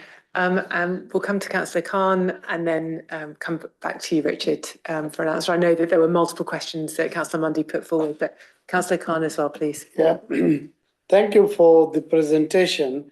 And there is an email says to report, which is Safer Oxford and a lot of the issue relate to the community safety. But as far as the fly tipping and the bin clearing or people constantly fly tipping, previously we were dealing with the street scene team, and well, this is scrutiny. I would say I have no hesitation to say that with the ODS, I'm not very much impressed with the things getting done. And I had a meeting with the head of the ODS as well and raised my concerns, especially in my ward area. So how do we mix this like a street scene team and the community safety team? So there is an email for this Safer Oxford. And do we deal with that antisocial behavior issue of the just flying tipping on a separate email or separate team, or the community safety team will deal with that as well? Okay, so I think on that, there's this issue of data, communications and sort of governance around some of these issues where there's that link to Safer Oxford. Okay, so Richard, yeah, range of questions there. Councillor Mundy, closure of recycling facilities impact on the fly tipping, etc., cycling in parks and antisocial behaviour, and then addressing these issues through more extreme measures such as rehousing. Thank you. Yeah. Okay. So the fly tipping one. So we were in support of the removal of the recycling centres because of the quantity of fly tipping that was taking place next to them. And it has shrunk our numbers quite significantly since that took place. I think one of the biggest fly tipping hotspots we had was Ambassador Avenue down in Cowley by the Tesco large supermarket, where people were basically, it was full and they were dumping all their stuff around it. So no, not a significant impact, although fly tipping remains quite high in terms of the city. We don't get the massive bulk dumps that they get in rural communities in the kind of entrances to fields and things like that, which you then involve the Environment Agency. And in terms of ODS and our relationship with ODS around fly tipping and the reporting side of things, so we have a report it page on our website, which absolutely you can use, and that will go into ODS. If you were to email Safer Oxford, we would contact ODS and work with them. We have a fly tipping project with ODS where we go out on a Thursday with the crews and early doors, and we look at the fly tipping hotspots and we gather the evidence. In the meantime, when crews come across evidence, if they see a bag of stuff, they'll open it up, they'll collate the evidence, bag it and send it to us. So last month, I think we got 40 pieces of fly tipping evidence from ODS, and then we look to investigate whether we would use fly tipping legislation or littering legislation, depending on the quantity of stuff. So we have got quite a good relationship with ODS in terms of we need to get it off the street, it needs to be cleared away, but we don't want them to clear away evidence, so we ask them to do that collection first. In terms of cycling in parks, so do you know, I don't. So I was talking to Susan Brown yesterday. She was talking about electric bikes in particular, and the kind of these ones that have been customized and like a super fast kind of bikes and very, very dangerous and being used along cycle lanes, and you don't realize that they're coming up behind you. That would be an issue for Thames Valley Police. In terms of within our parks, that would be a question that I'd have to go to Chris Bell and the parks team at ODS about that. I know they've just put bylaws in place around the use of our parks, or around 134 green spaces in the city. But cycling isn't something that we get particularly involved in terms of my service. We don't have the powers to stop people. We don't have the powers to confiscate bikes. So if it was specifically in parks and in breach of a bylaw, it would be led by the Parks and Green Spaces team, which have just moved service area, and I can't remember which one they've moved into. And then in terms of rehousing and tenancy management, and it's a really, really good question, that. So we are getting more and more complex cases we're getting more complex cases in our temporary accommodation, in our general needs accommodation, in our adult homeless pathway. And we do, I think the point being made that we have more insight into the issues of the perpetrator and the residents puts us in quite a difficult position sometimes, because we can't tell people what we know, but we do not want to evict people, because well, we just don't want to evict people. I don't think that we've evicted anybody for antisocial behaviour now for something like 5 years. So we do everything that we can to not to take that action. But what we will do is we'll work with housing on things like a management move. So if somebody is unable to live in that particular property, they have vulnerabilities and needs, and their behaviour is they'll be better placed somewhere else. Then a number of times in the recent past, we've worked with housing colleagues to move that person. In fact, we did one yesterday. So where we have to do that, we will do that with their cooperation, clearly. But we're talking about people who struggle to kind of understand sometimes. They may have really, really complicated issues around drugs and alcohol, abuse and exploitation. And we have to work hard and build a relationship with them to make them realise that actually the best thing for them to do is to move into a particular property. So yes, we will do that. We will move people's accommodation, but very, very infrequently through the courts. It's more a management move. Thank you, Richard. Have we got any other questions? We've got Saj, Malik, Councillor Malik, please. Thank you very much, Richard. Nice to see you. As long as we got you there, I think community safety is doing a great job. My question and comments about, you just talk about the cycling. Yes, we passed the bylaws, but there was a question that the council asked to the leader, but they haven't got a clue about the enforcement. So I was yesterday called in a marsh park. We have 2-3 cycle paths going through, and there's a dog walker basically, and she called me around because although the normal bikes are going fine, but then 2-3 guys whizzed on these electric bikes, and that was the thing. So obviously I'll get with the ODS in touch and see if we can have any barriers around, so where the bike has to go cross, etc. So that's one measure. But when we talk to the public, they don't want to know if it's a parks problem or if it's a community safety problem. They classify as antisocial behavior, and they want us to do something about it. So that's one thing. So it's a bureaucratic stuff where we have to go to the parks. And the other thing, the thing I want to pick up is you've given us the example of this very successful casework with this disabled person.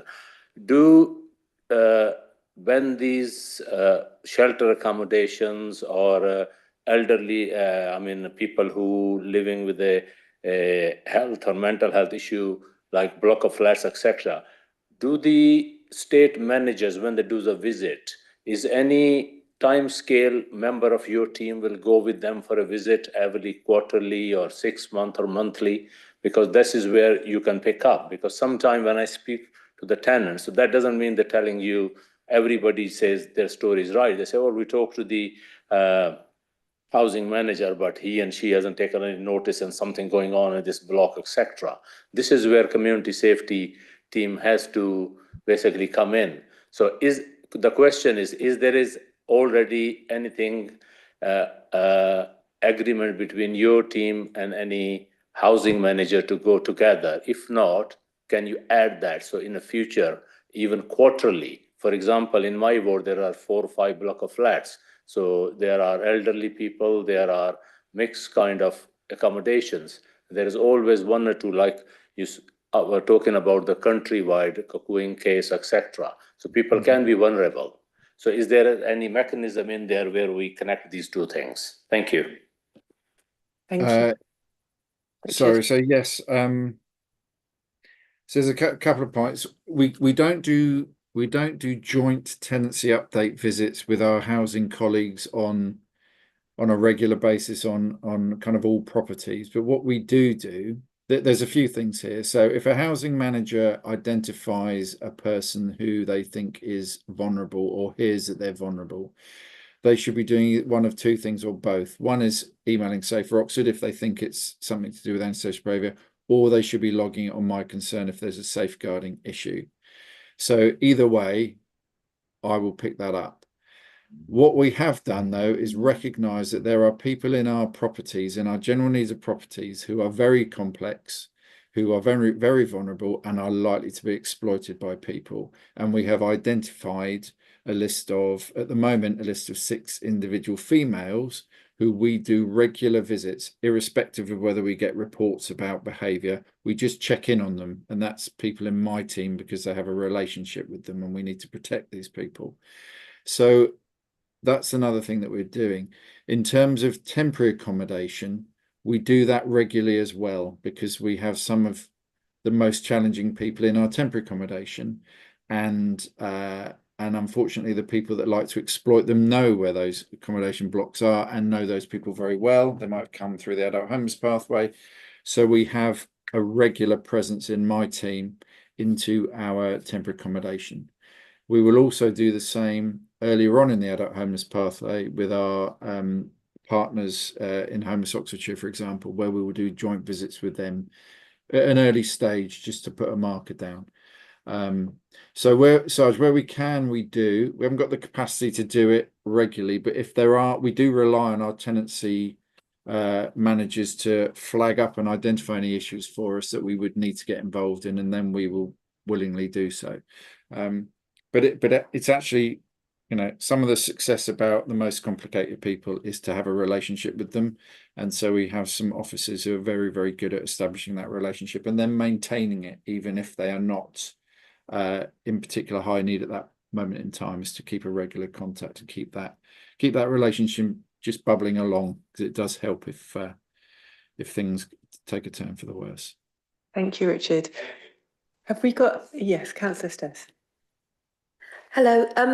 Can I just ask, I've had a few reports of where there's temporary accommodation and residents around the temporary, so they're not in it, they're living on the outside of it, are reporting that there are children in there and that they think it's a safeguarding issue.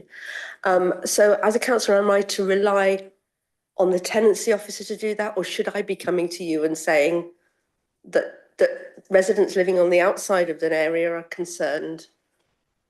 I think I might know the case that you're talking about actually, but Probably do, sadly. yeah.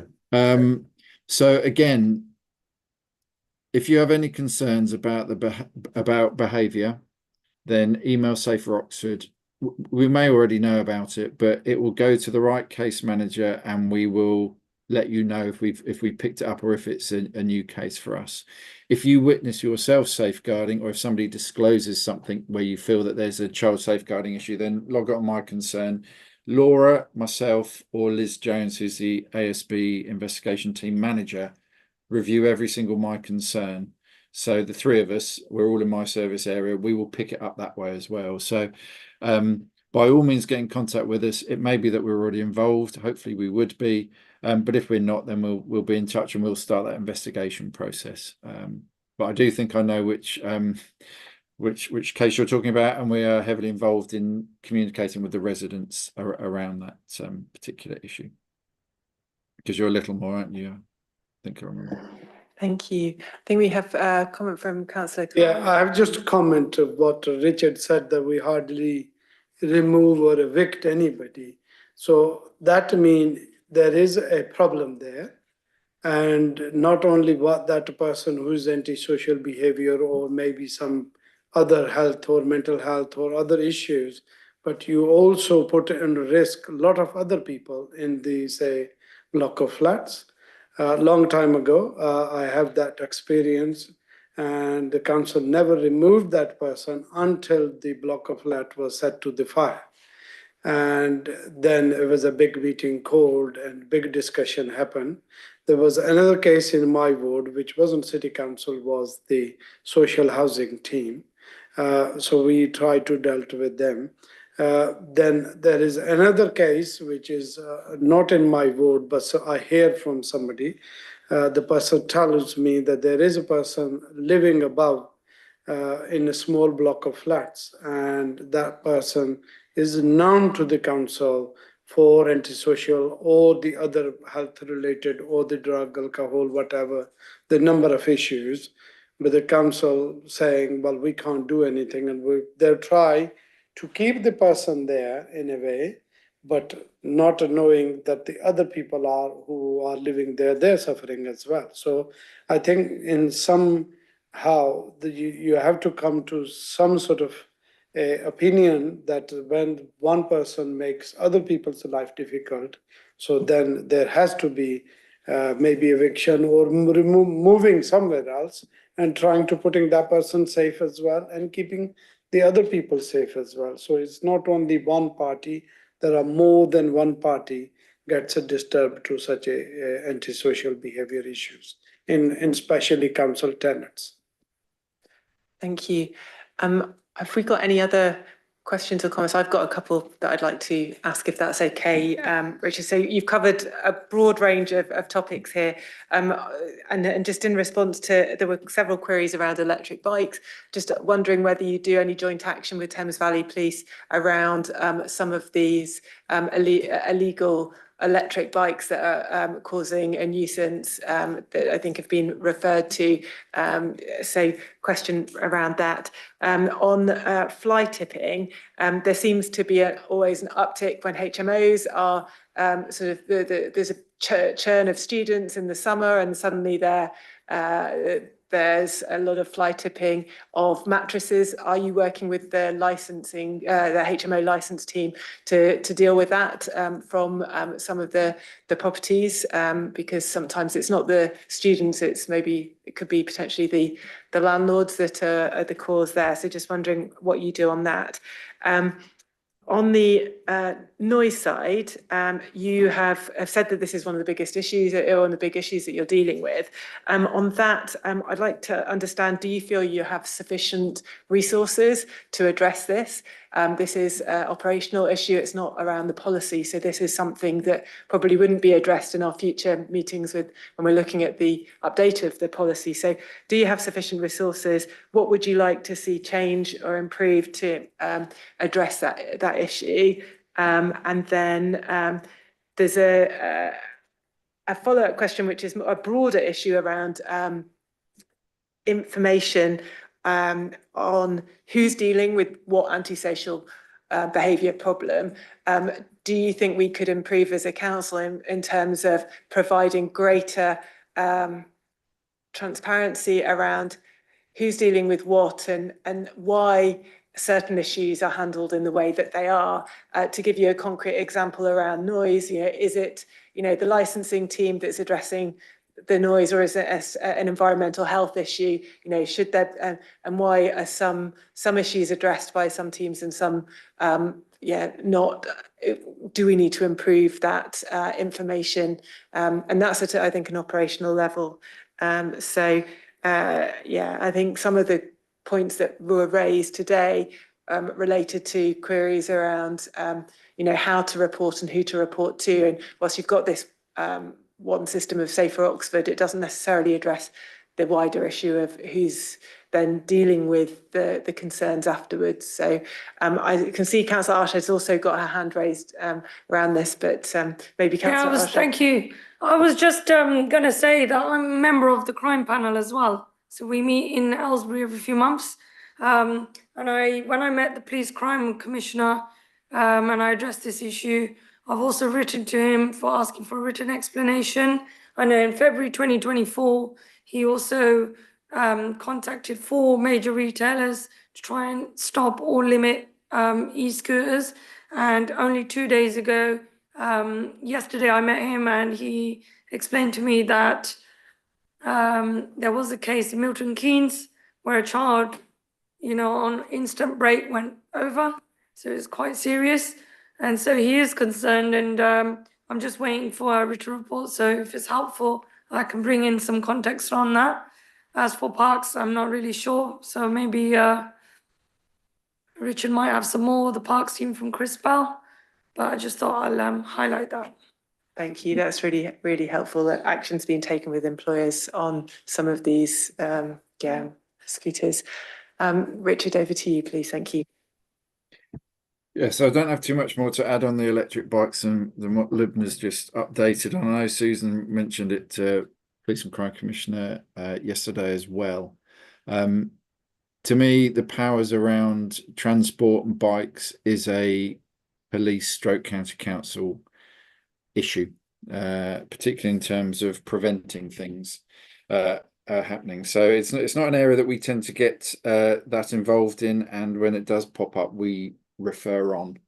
In terms of HMO fly tipping, yes, we do work particularly with Brookes University on their sort of tip out weeks where the students are leaving, and we've worked with them. They put up additional charity recycling locations in East Oxford. They have a range of community wardens who are students who go around with leaflets and educate people on moving out and what that should look like.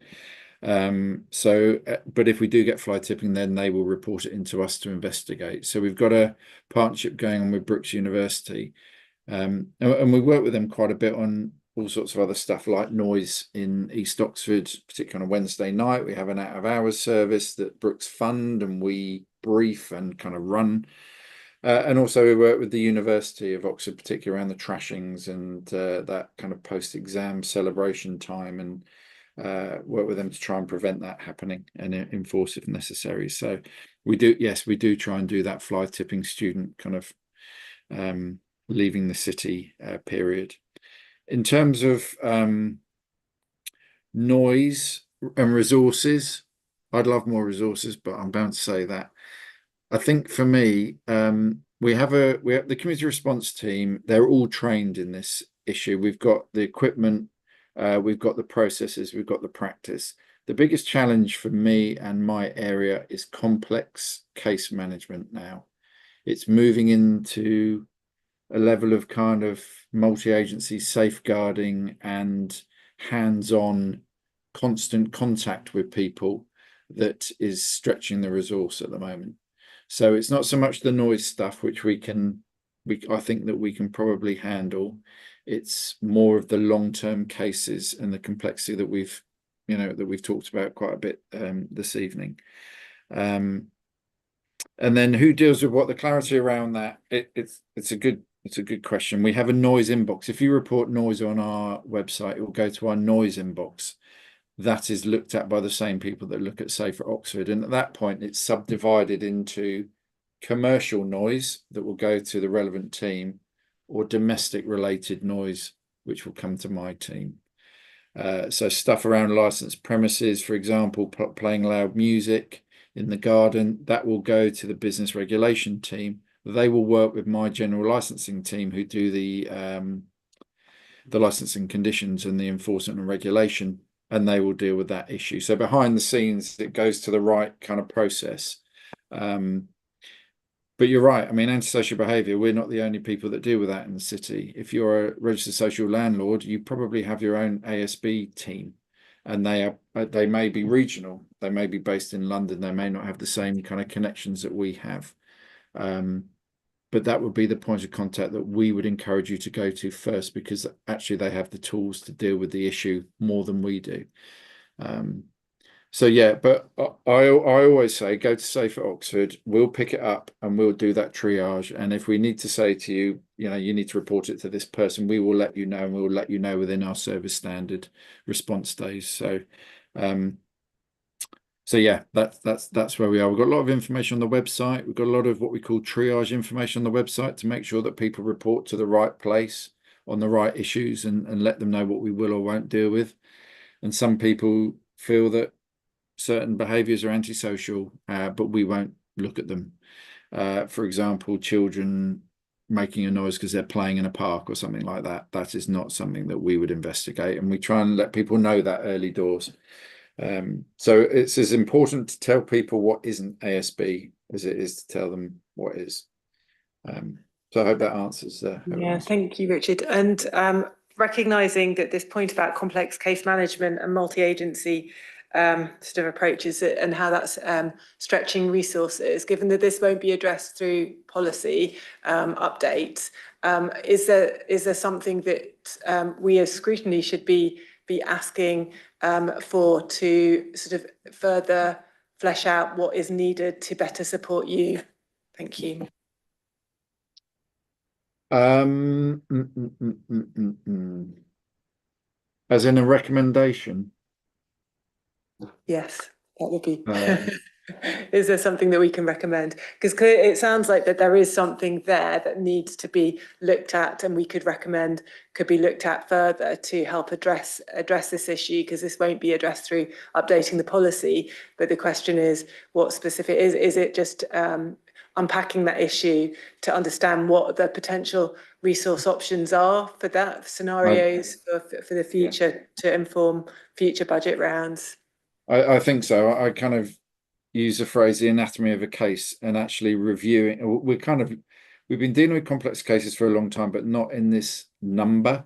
And when you look at the anatomy of a complex case, it is becoming bigger and bigger and bigger. So we're kind of learning as we go along at the moment. But one of the key success factors is relationship building, and you can't relationship build unless you have regular contact, and that is resource intensive. So it's kind of reviewing the anatomy of a complex case and seeing whether we've got the resources to match the demand now, but the demand in the future. We've got the Homelessness Reduction Act. We have a lot of obligations at the council, and we do end up supporting a lot of vulnerable people because other services no longer are prepared to house them. So yeah, that challenge, what does a future challenge look like in terms of capacity? We can just about handle it now, but what is there coming along the road in terms of numbers of complex cases? That would be a useful piece of work to do. Thank you very much. So future capacity challenges, resource implications for that going forward for complex cases. Yeah. Okay, thank you. At this point, any further questions? Yeah, Councillor Stess, please. Thank you.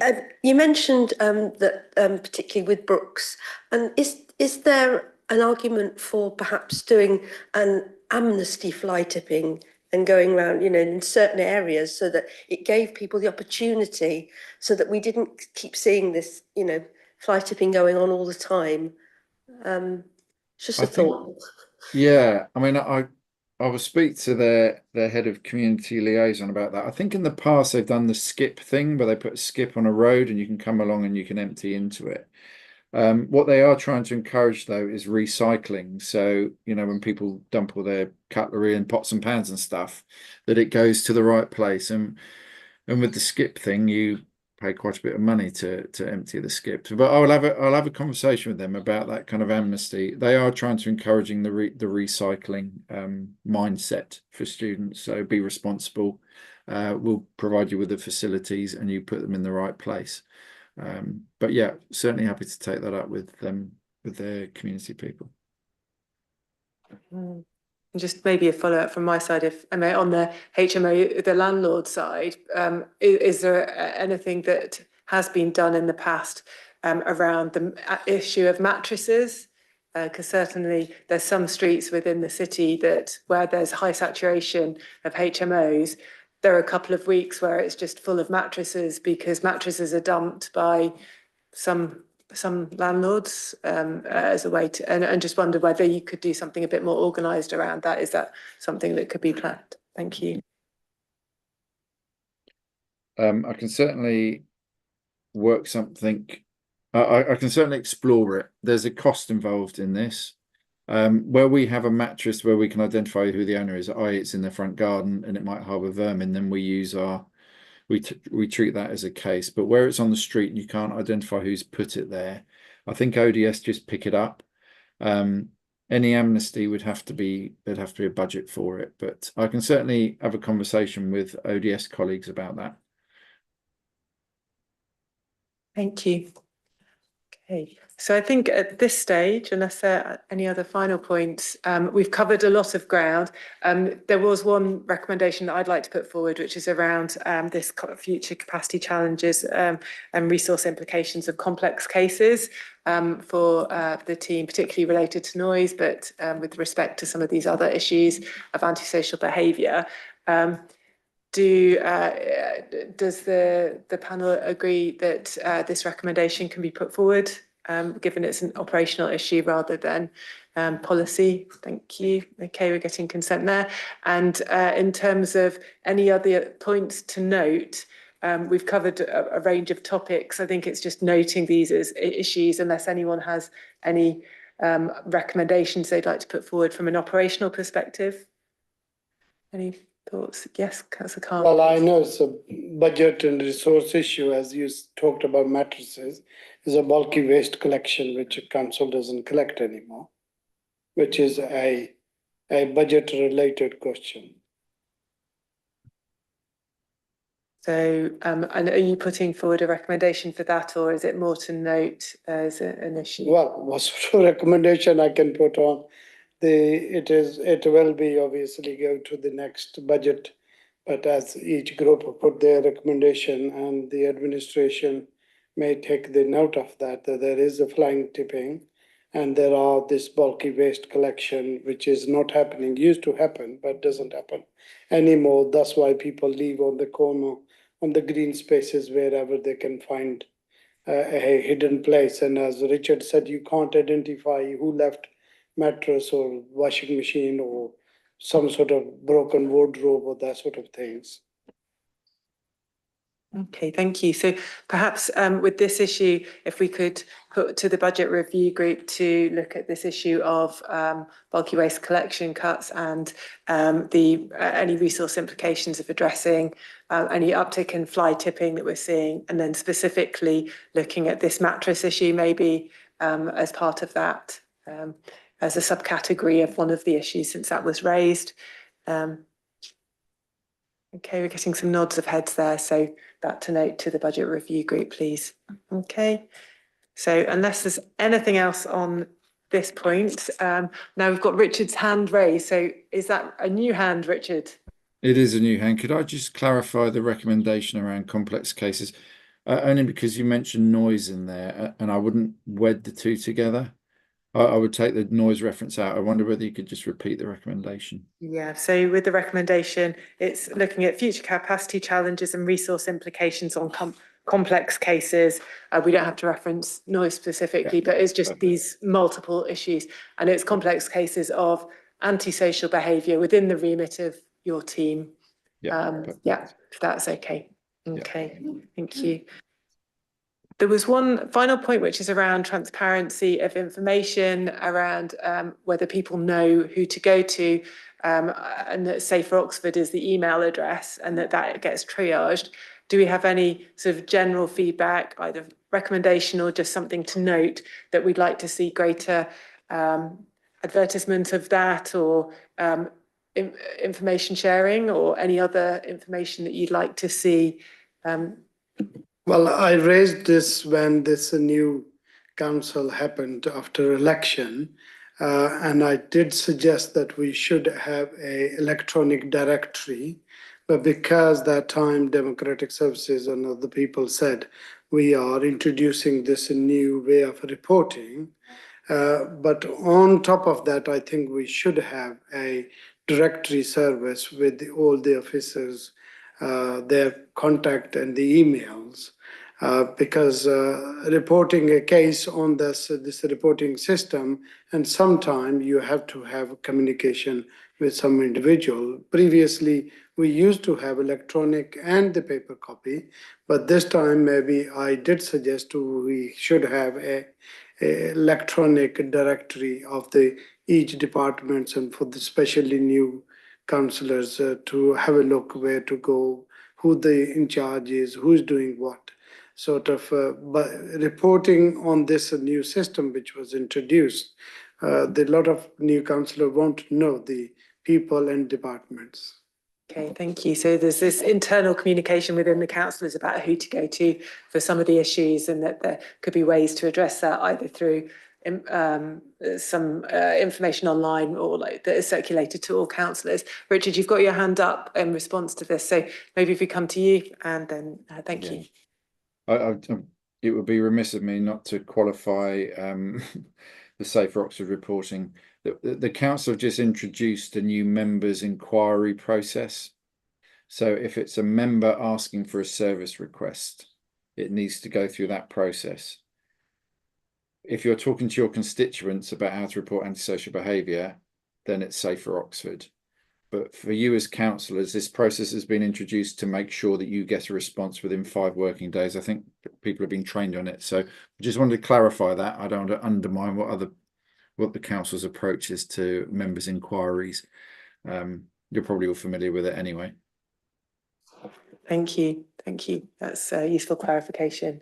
So for this, perhaps it's maybe to note rather than a formal recommendation, though, that maybe there is some demand for a sort of more detailed briefing amongst councillors on who the different teams are, sub-teams within your wider team.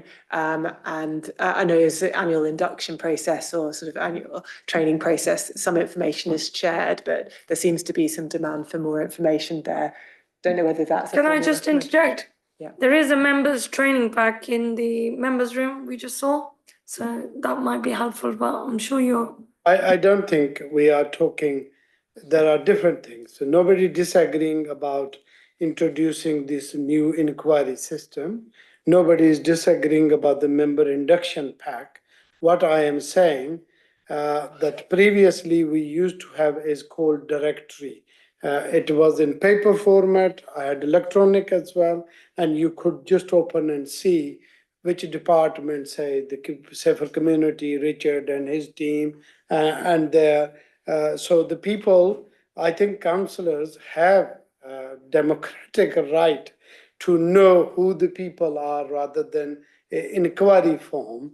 This is like the other call centers you are calling and it goes to India or some other country and you hear about it. This is exactly this inquiry form on the online. You are putting your information and you putting the issue.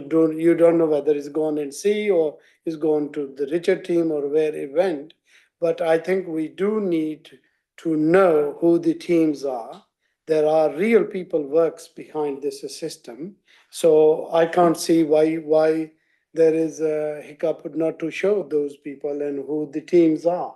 So this is very, I think, a legitimate and a request not to one department to journal the council to provide the directory. We used to be given a chart as well for each directors and head of services as well. So that is not in this new induction system. So the council is saying go to this inquiry, and a lot of our constituents who wants to report something, and to be honest with the newer system we're trying to introduce, it put off a lot of the generation who doesn't use, say, app or online reporting, and some of people don't know what to do, where to go. So I think it'll be helpful to know, because if the council keep or administration at least should take the notice of this, and if they keep refusing not to show the faces of people who works behind the scene, then I think as a political party we should try to address that situation. Thank you, Councillor Confer. I didn't get induction pack. Okay. I have one, but I'm going long. Okay, thank you. Thank you. Thank you very much. So I think what we've got here is a recommendation for a little bit more of a breakdown of information that could be circulated to members, which has information on the different teams within the antisocial behaviour wider team, and then potentially who are the leads of those sub teams that you've mentioned, Richard, on that first overview. Don't know whether that's a formal recommendation. Alice, do you want to come in on this, or whether this is something could be just advanced?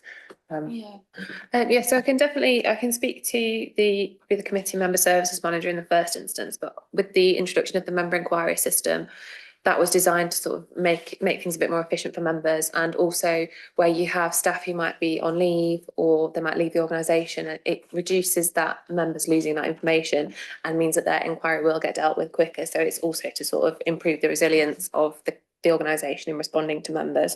But I'll take the feedback back to the committee member services manager and see if there's anything that can be done. But I wouldn't necessarily think that it should be a formal recommendation at this point, purely because the council is moving to this other system and it sort of is a bit in contravention of that. So that would be my advice. Thank you. So with the information that could potentially be shared, at least a bit more info around, as Richard presented in that first slide, what the sub-teams are and what they deal with, the roles and responsibilities within the antisocial behaviour team, so that that's just clearer to everyone. And just note that as something that we would like to see going forward.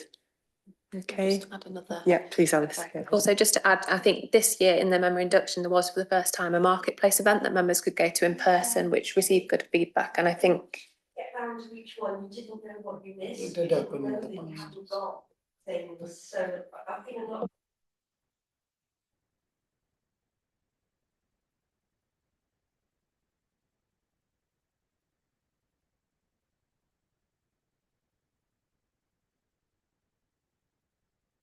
Okay, so the member, thank you for raising that. I think the member inquiry form is maybe a separate issue that we'll have to address elsewhere. But for this particular point, to do with antisocial behaviour, it's useful to have that extra information about the sub-teams within Richard's service area and circulate that so that we know whose team are responsible for what, and so we'll note that to take forward. So thank you for sharing that and the strength of feeling. I think that's really important that there is that transparency there, and that's useful for members. So thank you. At this point, any other final points on antisocial behaviour? Are we happy to move on to the next agenda item? Okay, and with the recommendation, we've agreed that one recommendation, so that's all done. So we're now moving on to the work plan and forward plan, which was item 5 in the agenda pack. And Alice, I'd like to hand over to you to introduce. Thank you. Yeah, so as the chair said, the work plan is included in the agenda pack. The forward plan has been updated since it was published, but there's no immediate impact on the items scheduled for October. So the published version of the work plan remains the current version. So the committee is recommended to agree the work plan as is, or with any amendments following discussion. Yeah.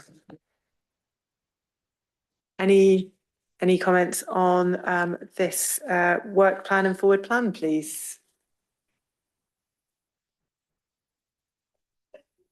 Okay, so at the moment I can't see any. Oh yes, Councillor Khayyam, please.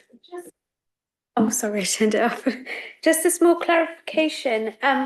So the order that they presented in, I mean, other than the month, September, October kind of thing, is that the priority that they're going to be dealt in? So first is asbestos and then the council strategy, or is it like a combined thing within the month and they all have the same priority of getting them done? Alice, please. So I presume you're referring to the forward plan. Yes, yeah. So sorry, that's just a summary of the published forward plan. I don't believe they're in any particular order. It's just the order in which they are submitted. So it's no sort of priority. It's the work plan summary that sets out what the scrutiny committee proposes to look at. Thank you. Any other points? No, in which case I think on this we just agree on that, just note it and then move on to the next agenda item, which was agenda item 6 in the agenda pack, and it's a report back on recommendations from scrutiny panel meetings. Just to say, on the 10th of July, Cabinet considered the recommendations related to the 3 reports which you had shared with you again in the pack, yeah, they provided their responses, which I think you will have seen. So there were 3 recommendations on the corporate strategy, on the leisure investment programme. There were 2 recommendations, both of which were agreed, and on the update of bylaws for parks and open spaces, there were 2 recommendations, 1 agreed and 1 agreed in part. Does anyone have any comments around any of this, or are you happy to move on? No, yeah, okay. What I'd like to inform you, you've seen it in your agenda pack. Alice has created an excellent document for us, which is a recommendation tracker, which includes all the scrutiny committee recommendations, and hopefully that will be useful for you all. I don't know whether there's anything that you want to note on that other than to just acknowledge it and say thank you. Excellent. Legacy. Super. Okay. And then I'm going to just hand over to Alice now to verbally update us on the scrutiny panel meetings, please. Thank you. Thank you. So the minutes of all these meetings are or will be available on the council's website, so I'll keep this quite brief. The Housing and Homelessness panel met on the 3rd of July. The panel wanted to thank officers for attending to present on that. They considered 4 substantive items: the 2024-25 capital programmes, HRA delegations, the annual review of the housing, homelessness and rough sleeping strategy 2023 to 28, temporary accommodation demand and mitigations, and housing performance monitoring Q4 for 2023-24. There was quite a lot of wide-ranging discussion on the reports, but there were no recommendations. And in addition, the panel agreed its work plan for 2024-25, and the panel meets again on the 10th of October. The Finance and Performance panel has met twice, on the 18th of July and the 27th of August, which was an extraordinary meeting. Again, the panel wanted to thank Cabinet members and officers for attending to present and answer questions. On the 18th of July, 5 substantive items were considered. That was the strategic review of services across community services, a progress update on that, a strategic review of services provided by ODS, progress update, a comparative analysis on capital slippage, the financial outturn report for 2023-24, and scrutiny performance monitoring. Again, wide-ranging discussion, some of which was in private session, and there were no recommendations agreed. On the 27th of August, the panel considered 2 substantive items, which then subsequently went on to shareholder and joint venture group. So they were the ODS group performance report and the ODS executive pay and executive pay policy report. There were 4 recommendations across the both reports. That was 2 on each. Commercial confidentiality prevents further reporting, but the panel will next meet tomorrow. Okay, thank you very much, Alice. So with any of this, are there any questions you've got of Alice in terms of any of those? No. In which case then, I just want us to note the responses to the recommendations, the updates to the panel meetings, and also note the recommendations tracker. So in which case then we'll move on to the agenda 7 in the agenda pack, which we're taking as item number 10. This is the budget review group scope. I'd like to hand over to Alice to introduce the item, please. Thank you. So at its first meeting of this year in June 2024, the committee established a budget review group to examine the council's budget proposals for 2025-26. The membership of the budget review group was agreed in June as well. It's identical to the finance and performance panel. So that's Councillor Fry as the chair, Councillor Jarvis, Councillor Smoten and Councillor Yeatman. The proposed scope is similar to that agreed in previous years, as are the dates and timeline proposed. A key change to note is the provisions for substitutes in exceptional circumstances, noting that review group members should make every effort to attend meetings where possible. Members of the review group, relevant standing panels, the cabinet member and relevant officers have all been consulted on the proposed dates. Since publication in the scrutiny agenda, officers have requested that consideration of the capital programme be restricted to the General Fund Capital Programme at the meeting on the 7th of January 2025, with some additional officers in attendance to answer any detailed questions, and that the HRA Capital Programme be considered at the meeting on the 8th of January 2025, just to ensure that the right people are there on the right days, and it splits it up a little bit. The committee is recommended to consider and agree the proposed scope with the proposed amendment that I've just mentioned, or agree any amendments as required. Thank you. Thank you, Alice. Any questions or clarifications on the budget review group scope? All happy with that? All good? Okay, in which case I think I need to propose that this be agreed, and we need a seconder for this. Okay, Councillor Jarvis is seconder. Can we have a vote? All those in favour in approving this as the budget review scope? I think that's unanimous for those who are here. Thank you very much. Okay, so then we move to the final agenda item, which is the date of the future meetings, and we've got our next meeting on the 8th of October. Sadly, we won't have Alice with us, but yeah, we'll be on to other exciting things. So at this point, just like to say thank you very much once again for all your hard work and support. We really appreciate it, and all the best for the future. Okay, so I think the meeting is closed, and have a nice evening, everyone.